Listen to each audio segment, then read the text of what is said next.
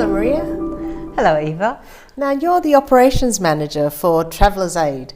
Can you tell me a little bit about the organisation and how it came about? Yes, so we've been around for over 100 years. We're celebrating our 110th anniversary next year.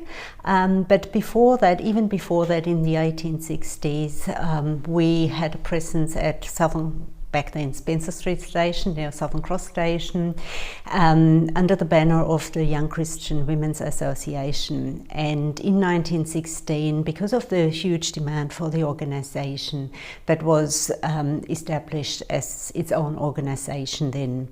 And initially we were looking after women and children who arrived into Melbourne unaccompanied, and during and after the wars, 1916, around that time, the demand grew, and because a lot of women arrived into Melbourne unaccompanied, filling employment opportunities that the men left behind. So we were looking after women and children in Melbourne, and we connected them with accommodation. We had a lodge back then, provided material aid, blankets, clothes, whatever, helped them with getting jobs, and made sure they didn't stray from the right path.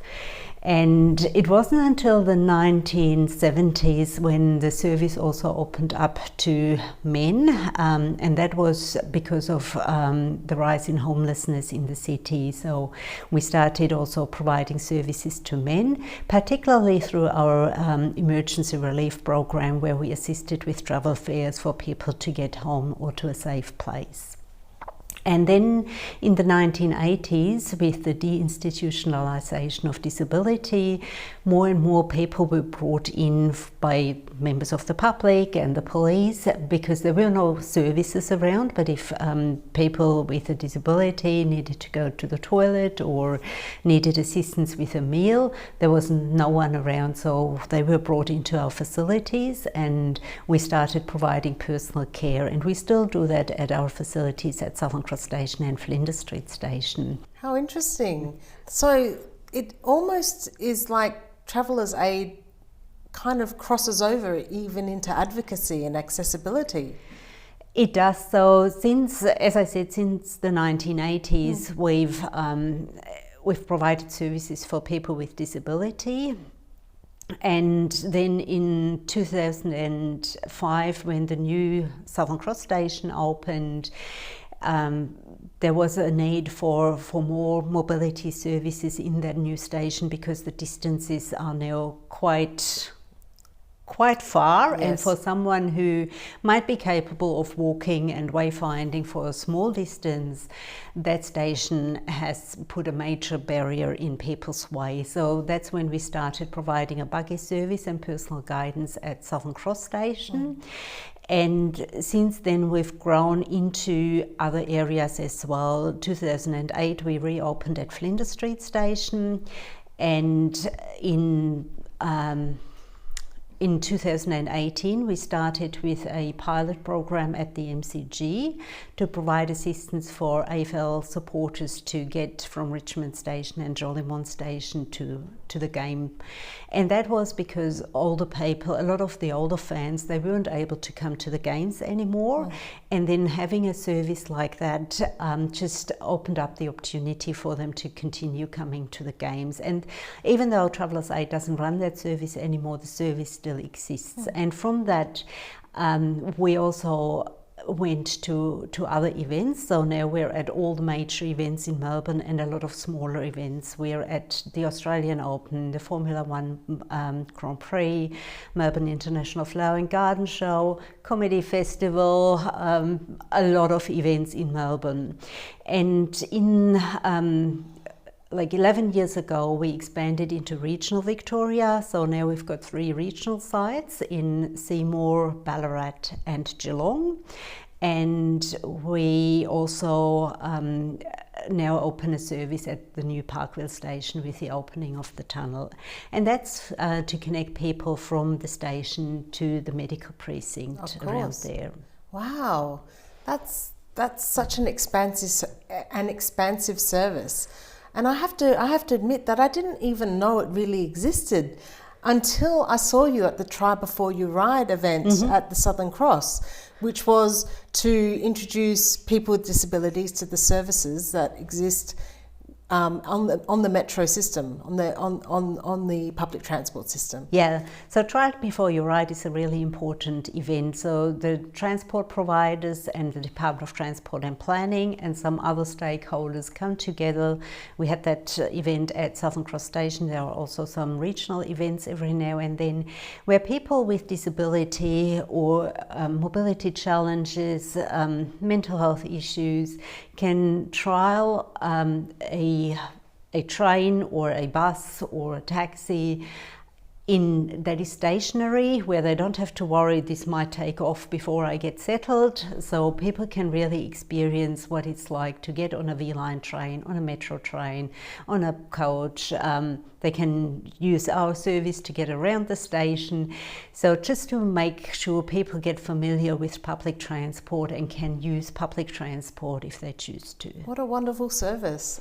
Yes. That's like hearing from you. I'm just so struck by the humanity that is, and by the care for others that's so evident in this organisation. Yeah, as a not-for-profit organisation, that's one of our core values, to look after people and with respect and dignity, and provide choices for people. Wow. So our vision is to engage, to make sure that people with mobility challenges can engage, connect and participate in everything that Melbourne and Victoria has to offer.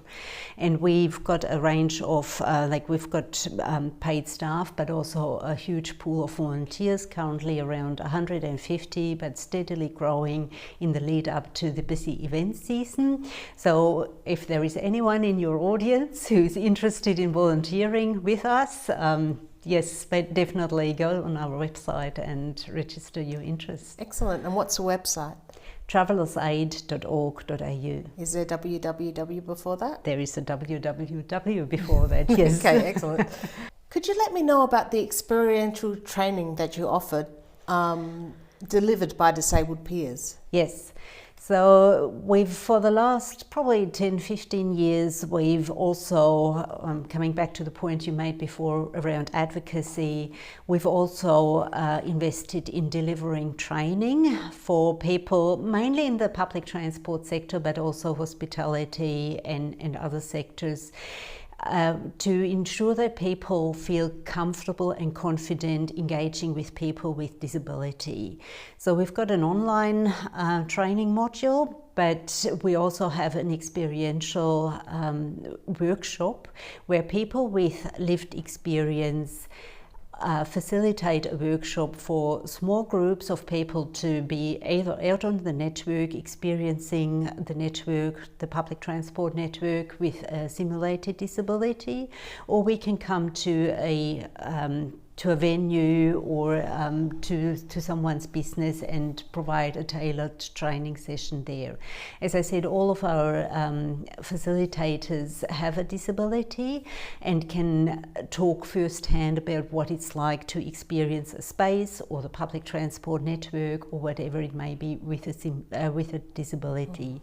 And we get people out with vision impairment goggles or in a wheelchair, not for them to understand what it is like to live with a disability, but understand a little bit more about what it's like to experience a space or public transport with disability. I can remember when I first came to Melbourne and I went to, at the time it was Southern Cross Station, and I walked into that space and I was just so overwhelmed by the expanses of how big it was, and I needed to get from Collins Street to the buses, and I could just, and taking my bags with me, it was such a difficult experience, because of course back then my walking was a lot worse than it is now. So yes, it would have been great if I knew about Traveller's Aid back then. Yes, and since September we've also got a permanent service at Melbourne Airport. So for anyone who comes into Melbourne by plane, they have an experience there that we provide to get people landside, from the luggage collection to skybus, taxis, whatever it may be. And our vision is to have those touch points across Victoria and possibly at some stage interstate as well. So people arrive at the airport, they then get a similar service at Southern Cross Station, and if they travel regionally, at regional stations as well. So they're those little golf buggies that you see going around? We use golf buggies. We also use power assist wheelchairs, and in particular at the airport, not every space is made for a bigger golf buggy, so we use those power assist wheelchairs. The same at Parkville Station and some of our regional stations where we use those power assist wheelchairs. It's so wonderful to hear, because honestly, Australia's been so slow in coming to the party when it comes to helping people with disabilities, particularly get places. Yeah. So it's an excellent service you offer. I'm aware that you rely upon volunteers to supply your services. Can you speak about this a bit, please? Yeah, so a lot of our services are delivered by volunteers, particularly in the events space. So as I said before, we are at a lot of the major events, but also many smaller events across the year, and that's always a good opportunity for volunteers to get engaged, to make friends, to help people, and it's a very rewarding experience for volunteers to be involved with. And how do you source your volunteers? We have a major recruitment drive in the lead up to the busy summer season, so people can go to our website and register their interest there, and then we have group interviews and information sessions, and for our regional sites we usually do recruitment drives as well, but people can just put their hand up at any time and get involved. Yeah, so how do you advertise your services? Because as I said, I didn't even know it existed. Yes, we always have this difficulty as a not-for-profit. Our budget, usually what we have as money that goes into service delivery, and we're not very good at marketing our services. So the services are available on our website, so people can go to our website and find out more. And we're on social media, obviously, and promote the services there, but also a lot of it is word of mouth, and a lot of it is through our partners in the public transport sector. So people might be on a V-Line train, and the conductor becomes aware that they might need help at one of the regional stations or Southern Cross Station, and they will then call us up and arrange assistance. I mean, I even think to myself, putting a very bright coloured poster up on the walls of train stations would help a lot when it comes to awareness. Yeah. It need to be bright though, and something that really stands out. Because, but you really need to get the word needs to get out more. Yes. Because this is a fantastic service you offer. So Maria, thank you for coming in talking to us. Thank you so much, Eva, for having me.